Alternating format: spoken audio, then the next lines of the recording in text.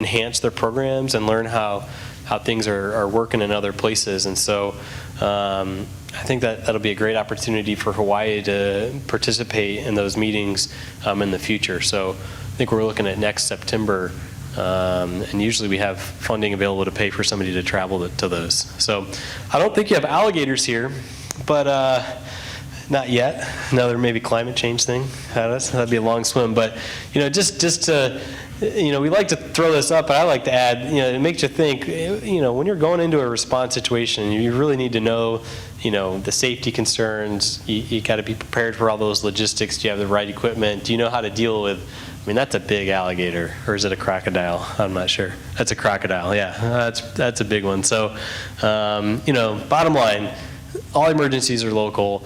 It needs a local response capability. By having a WARN program here within the state of Hawaii, and utilities helping other utilities, and within this formalized system, you're going to be reducing the burden on state and federal resources and freeing those up for other capabilities. And the water sector has a history of being self-reliant, and we want to sort of keep that reputation going, and I think WARN helps with that. This is a low or no cost action. It's not a huge resource investment, and it's really important to getting the water system started back after an emergency. I mentioned those this morning, so I think I went about a half hour, and that gives Marvin some time to talk about Fed funds, and then we can have some discussion as well if there's questions. So thank you very much. Or maybe I'll take questions now. Is there any initial questions? There's going to be a lot of information presented over the course of the next couple of hours here. But anything that jumps to anybody's mind they're thinking about right now? Okay.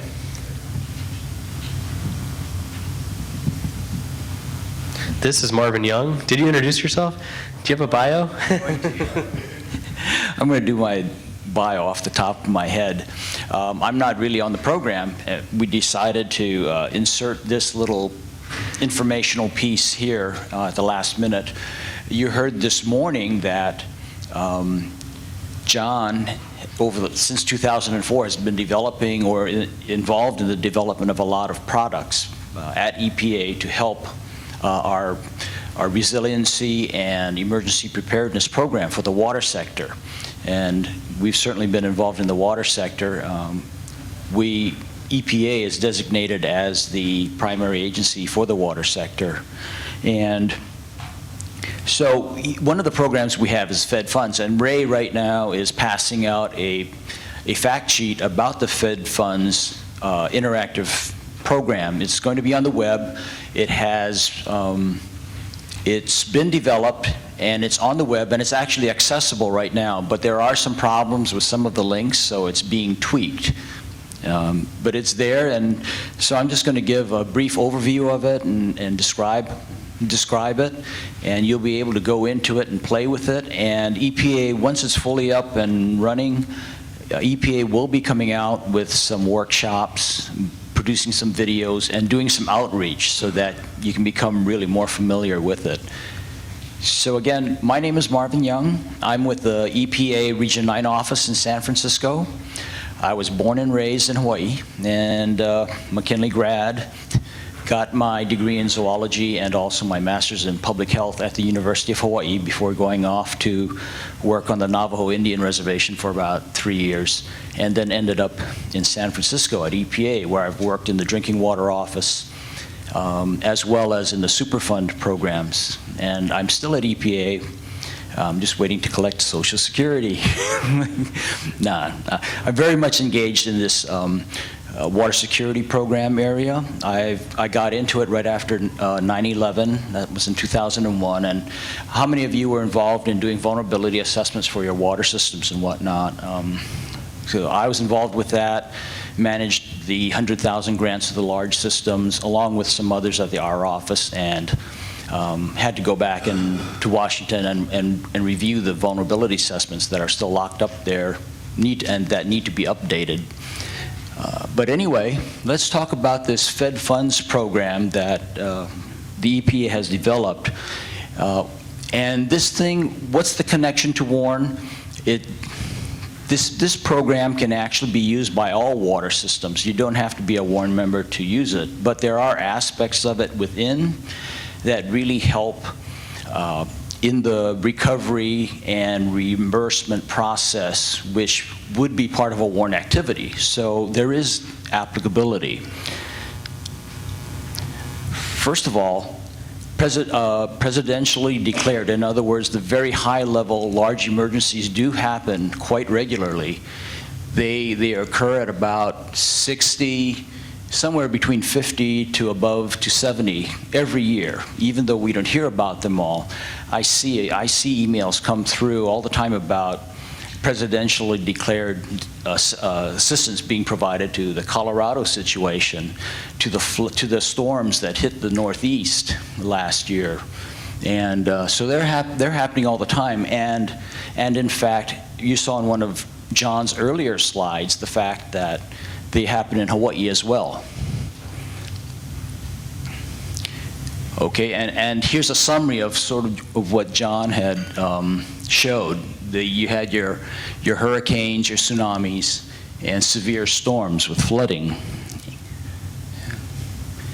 Now, this is the home page of the Fed Funds program. When you log on to it online, that's a very long URL, but you have it in your fact sheet there. If you go on there, this is what you'll see. Let's see, which one of these is the... Oops, sorry.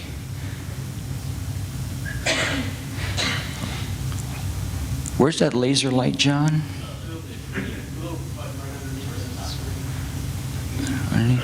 That's okay. I can just give directions like upper right-hand corner, upper left-hand corner. There. My eyes are going and my hearing's going too as I get older. Okay. So these are the buttons that you'll have on the home page. You put your cursor over any one of those and the little hand pops up and you can click on it. So there you see we have in the upper left-hand corner which funding is right for you. Be prepared to tap into funding currently in a disaster, federal disaster funding programs, and the utility examples, training and assistance. And the information in here covers 3 different phases: before a disaster, what you can do, tips, information about funding sources, what you can do to prepare and mitigate for disasters, all hazard disasters, terrorism, to flooding, to earthquakes, natural disasters, to even the climate change that we've been talking about. How you can get monies to actually, we use the term harden, but basically just improve your infrastructure to be able to withstand these hazards. There's a button in the very center, the big one. In an emergency, if something's happening, you can actually go right in there. And there are forms and other information in there to help you start to document what's going on in your disaster and to be able to get ready to recover funds. And then on the right side, we've got examples of and information about how this program can be used to actually, and how it works. So if you click on the which funding is right for you, on the left side, what you get are several screens. This is just an example of one of them. It actually helps sort of classify what kind of a system you have. Do you have a large system? Do you have a private system or public system, etc.? And so it starts to sort of funnel you towards specific kinds of guidance and tips and information within the program. It's got a lot of resources in there.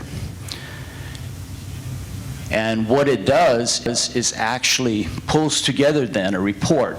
It actually summarizes all the kind of information in there that pertain to your particular kind of water system that you can use to go to management or develop a plan to try and begin to prepare your water system to be able to withstand or to better recover from a disaster. So that's that button. So this is the other button. Again, I'm really just giving you an overview. There'll be a lot more information coming out later. So this is the other button, be prepared to tap into funding. This basically develops a roadmap or a plan. It's a checklist on what things you might want to do in order to start implementing or trying to go after some of these fundings or implementing some of the things you need to do to harden your system. Okay. It also has this which funding is right for you, disaster funding programs that apply to you, training assistance examples. And here there are tabs that takes you to information pertaining to all of these tips that they're saying apply to your system. Okay. And when you go into it, there's just accordions, tabs, lots of other tabs under each of these tabs that have a lot of information. Okay. Okay, documenting a disaster. When you're in the disaster, that's that central button. It's the biggest one you have. When you're in the disaster, when you hit into that, gives you information about first of all, the critical actions of what you need to do right away to begin documenting your disaster, to be able to recover your funds. For instance, it says, remember to contact your local and operational area. Document all the damage and information that you need to collect. And here's an example of one of the forms that's already in there that you can actually fill out and print out. This one kind of gives a status of what a status report. And this particular form, while we call it a WARN form, it actually contains a lot of the information that FEMA is looking for. So by being part of WARN, by using this kind of information, you're actually beginning to do the right kind of documentation so that, how many of you have ever been through disaster or tried to collect funds from FEMA, get federal reimbursements? One hand, two hands. And I tell you, we talked with Ernie Lau at the Honolulu Board of Water Supply on Tuesday, and he's saying that from the assistance that they provided, I think it was during one of the hurricanes way back when, he's still trying to clear the boards of he's still trying to get reimbursed for some cost. It's been going on for about 10 years now. And so you really need you need to know about the reimbursement process, you need to know what kind of information they need, and you have to start getting it from the beginning, because as in one of the timeline graphs that John showed, there is that gap. Once the disaster hits, the federal government actually has to get an overview or assessment about what the costs or what the damages are, an assessment of what they might be before a presidential declaration is even made. And that could be weeks. It just depends on how quickly they get to it.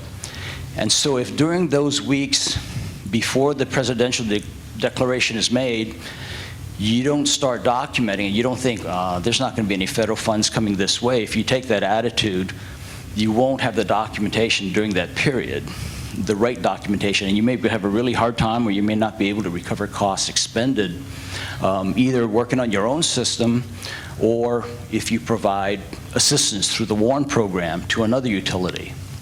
So this is a status report. This is a photo log report. It's probably best to have a photo log of all of your critical infrastructure even before a disaster happens.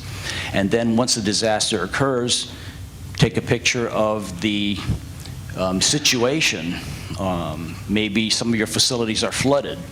And then as you repair it, log the stages of the repair so that not only do you write it down, not only do you have data such as costs, man hours, and all of that, but you actually have pictures that sequence the repairs so that there's no question about what was expended and what was done, and you'll have a much easier time in getting your reimbursements through. Okay, here this is another one, federal disaster funding programs.